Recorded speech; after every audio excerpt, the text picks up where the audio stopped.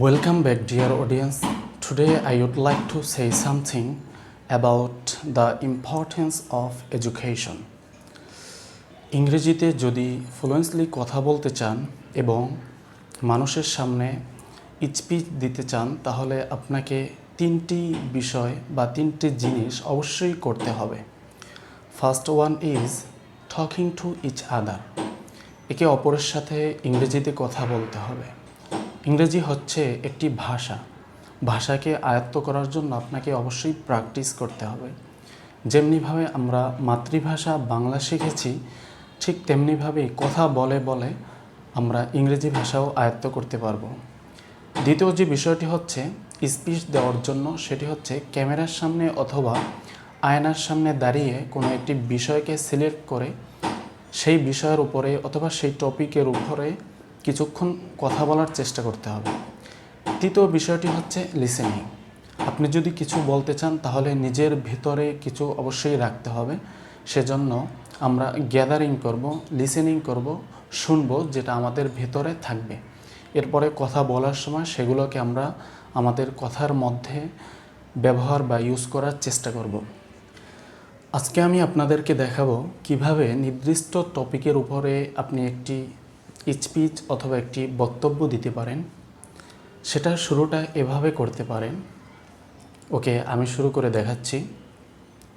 Welcome back, dear audience. Today I would like to say something about the importance of education. শিক্ষার গুরুত্ব সম্পর্কে আমি কিছু বলতে চাই। Education is one of the most powerful tools in our life. It helps us to gain knowledge, build character, and achieve our dreams. Without education, we cannot understand the world and make wise decisions.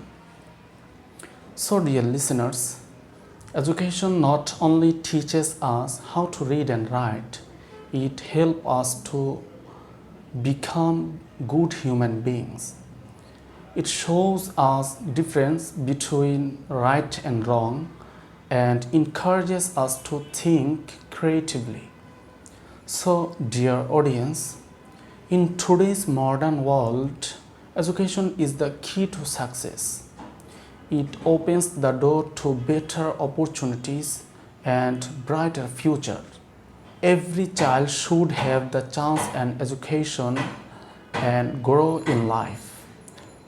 So we should always respect our teachers, value our study, and never stop learning. So thank you everyone. এভাবে আমরা একটি বক্তব্য অথবা speech make করতে পারি। তো যদি ইংরেজিতে খুব ভালোভাবে কথা বলতে চান তাহলে আজকে থেকেই প্র্যাকটিস শুরু করুন।